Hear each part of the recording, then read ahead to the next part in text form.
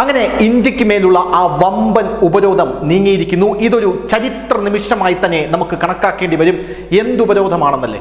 1998 May മാസത്തിൽ India നടത്തിയ 5 ആണവായുധ പരീക്ഷണങ്ങളുടെ ഒരു പരമ്പരയായിരുന്നു പൊക്രാൻ 2 അഥവാ ഓപ്പറേഷൻ ശക്തി എന്ന് പറയുന്നത്. ഇത് പൊക്രാനിൽ നടത്തിയത് വാജ്പേയി സർക്കാരായിരുന്നു. ന്യൂക്ലിയർ വെപ്പണൈസേഷന്റെ ശക്തിയുക്തം വാദിക്കുന്ന, അതിനെ ശക്തിയുക്തം അനുകൂലിക്കുന്ന വാജ്പേയി നടത്തിയ ഈ പൊക്രാനിലെ ഈ ആണവ പരീക്ഷണത്തെ തുടർന്ന് അമേരിക്ക ഇന്ത്യക്ക് ഉപരോധം ഏർപ്പെടുത്തിയിരുന്നു. ആ ഉപരോധം ഇപ്പോൾ അമേരിക്ക നീക്കാൻ പോകുന്നു എന്ന റിപ്പോർട്ടുകളാണ് പുറത്തു വരുന്നത്. ഇത് ചരിത്രമാണ് എന്നുള്ള കാര്യത്തിൽ യാതൊരു സംശയവുമില്ല. അതേസമയം ഇന്ത്യക്ക് ആ ഉപരോധം നീങ്ങുമ്പോൾ പാകിസ്ഥാന് മേൽ അമേരിക്ക അതേ ഉപരോധം എടുത്തു വയ്ക്കുകയാണ് എന്ന റിപ്പോർട്ടുകളും ഇപ്പോൾ നമുക്ക് ലഭിക്കുന്നു. ഇന്ത്യയും അമേരിക്കയും തമ്മിലുള്ള കൂടുതൽ വ്യാപാര ബന്ധം ആഴത്തിലാകുന്നു. വ്യാപാര ബന്ധം, ആണവ കരാറുകൾ, ആണവ വ്യാപാര ബന്ധം എന്നിവയുള്ള ആഴത്തിലാകുന്നു. ആണവ കരാറുകൾക്കുള്ള നിയന്ത്രണമാണ് ഇപ്പോൾ അമേരിക്ക നീക്കാനായി ഒരുങ്ങുന്നത്. ആ നിയന്ത്രണം നീങ്ങുകയാണ്. ഇന്ത്യൻ ആണവ കമ്പനികളും US ആണവ കമ്പനികളും ഒരുമിച്ച് ചേർന്ന് പ്രവർത്തിക്കണം. നമ്മൾ പിരിഞ്ഞിരിക്കേണ്ടവരല്ല, മറിച്ച് ഒരുമിച്ച് ചേർന്ന് പ്രവർത്തിക്കേണ്ടവരാണ് എന്ന ബോധ്യം ഇപ്പോൾ അമേരിക്കയ്ക്ക് വന്നിരിക്കുന്നു. അമേരിക്ക മുൻകൈയെടുത്തിരിക്കുന്നു. അമേരിക്ക ഇപ്പോൾ പറയുന്നത്, നിങ്ങൾക്ക് മേൽ ഞങ്ങൾ ഏർപ്പെടുത്തിയ ആ ഉപരോധം നീണ്ട വർഷങ്ങൾക്ക് ശേഷം ഞങ്ങളിതാ പിൻവലിക്കുകയാണ് എന്നാണ് പറയുന്നത്. 26 വർഷം മുമ്പാണ് ഈ ഉപരോധം അമേരിക്ക ഇന്ത്യക്ക് മേൽ ചുമത്തിയത്.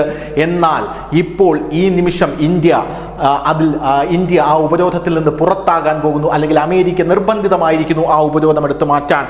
പാകിസ്ഥാന് കഴിഞ്ഞ മാസം അമേരിക്ക ഇതേ ഉപരോധം, അതായത് ആണവ കമ്പനികൾക്ക് ഉപരോധം ഏർപ്പെടുത്തി. പാകിസ്ഥാൻ ഞെട്ടിത്തരിച്ചു പോയൊരു സംഭവമാണ് ഇത് എന്ന് പറയാതിരിക്കാൻ നിവൃത്തിയില്ല. എന്തായാലും അമേരിക്കയുടെ ദേശീയ സുരക്ഷാ ഉപദേഷ്ടാവ് ജാക്ക് സുള്ളിവൻ ഡൽഹി IITയിൽ നമ്മുടെ ദേശീയ സുരക്ഷാ ഉപദേഷ്ടാവും വിദേശകാര്യമന്ത്രിയുമായും കൂടിക്കാഴ്ച നടത്തിയിരിക്കുന്നു. അജിത് ഡോവലും ജയശങ്കറുമായി കൂടിക്കാഴ്ച നടത്തി. ആ കൂടിക്കാഴ്ചയിലാണ് ഇപ്പോൾ ഈ തീരുമാനമുണ്ടായിരിക്കുന്നത് എന്നും മനസ്സിലാക്കാനായിട്ട് സാധിക്കുന്നു. ബൈഡൻ ഭരണകൂടത്തിലെ ഉന്നത ഉദ്യോഗസ്ഥരാണ് ഇപ്പോൾ ഇത് സ്ഥിരീകരിച്ചിരിക്കുന്നത്. 26 വർഷം മുമ്പ് ഉപരോധം ഏർപ്പെടുത്തി 1998 മെയ്യിൽ ഇന്ത്യ പൊക്രാനിൽ ആണവ പരീക്ഷണം നടത്തിയതിനെ തുടർന്ന് Bhabha atomic research centre, department of atomic energy, Indira Gandhi centre for atomic research, Indian rare earth, nuclear reactors എന്നിവയ്ക്കുള്ള ഉപരോധമാണ് അമേരിക്ക അന്ന് ഏർപ്പെടുത്തിയിരുന്നത്. ആ ഉപരോധത്തിൽ നിന്നാണ് ഇന്ത്യ പുറത്തു വന്നത്. മൻമോഹൻ സിംഗിന്റെ കാലത്തും ഈ ഉപരോധത്തിൽ നിന്ന് ഇന്ത്യ പുറത്തു വരാൻ ശ്രമിച്ചിരുന്നുവെങ്കിലും നടന്നില്ല എന്നുള്ളത് ഒരു വലിയ വസ്തുതയാണ്. മൻമോഹൻ സിംഗിന്റെ കാലത്ത് ജോർജ് ബുഷുമായി ഇന്ത്യ US ന്യൂക്ലിയർ കോർപ്പറേഷന്റെ വലിയ പദ്ധതി അവതരിപ്പിച്ചിരുന്നു. എന്നാൽ ഈ ഉപരോധം കിടക്കുന്നത് കൊണ്ട് തന്നെ അത് യാഥാർത്ഥ്യമാക്കാൻ കഴിഞ്ഞില്ല. ഇന്ത്യ US സിവിക് ആണവ കരാർ 2008 ഒപ്പുവെച്ചു.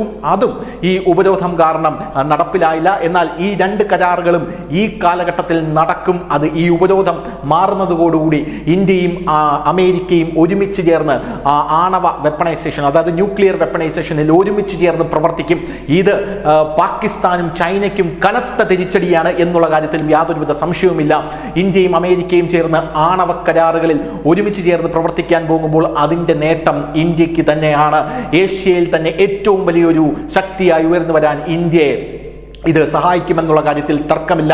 ചൈനയും പാകിസ്ഥാനും അടക്കം കിടുകിട വിറയ്ക്കും എന്നുള്ള കാര്യത്തിലും തർക്കമില്ല. പാകിസ്ഥാന് ഉപരോധം ഏർപ്പെടുത്താനായിട്ടുള്ള പ്രധാനപ്പെട്ട കാരണം എന്ന് പറയുന്നത്, അതായത് പാകിസ്ഥാന് ആണവ കമ്പനികൾക്ക് ഉപരോധം അമേരിക്ക ഏർപ്പെടുത്താനുള്ള കാരണം എന്ന് പറയുന്നത്, അമേരിക്കയെ നേരിട്ട് ലക്ഷ്യമിടാൻ ഉതകുന്ന, അല്ലെങ്കിൽ നേരിട്ട് ലക്ഷ്യമിടാൻ കഴിവുള്ള ഒരു ആണവ മിസൈൽ പാകിസ്ഥാനിൽ പണി കഴിപ്പിച്ചുകൊണ്ടിരിക്കുകയാണ് എന്ന വിവരം അമേരിക്കയ്ക്ക് ലഭിച്ചിരിക്കുന്നു. അതുകൊണ്ടാണ് പാകിസ്ഥാൻ ഇപ്പോൾ ഈ ഉപരോധം വന്നിരിക്കുന്നത്. അക്ഷരാർത്ഥത്തിൽ പാകിസ്ഥാൻ ഞെട്ടി. ഞങ്ങൾ അങ്ങനെ ഒരു മിസൈൽ നിർമ്മിക്കുന്നില്ല എന്ന് അമേരിക്കയുടെ കാലിൽ വീണ് കിടന്ന് കരയുകയാണ് പാകിസ്ഥാൻ എന്നും റിപ്പോർട്ടുകളുണ്ട്. News desk, news India Malayalam.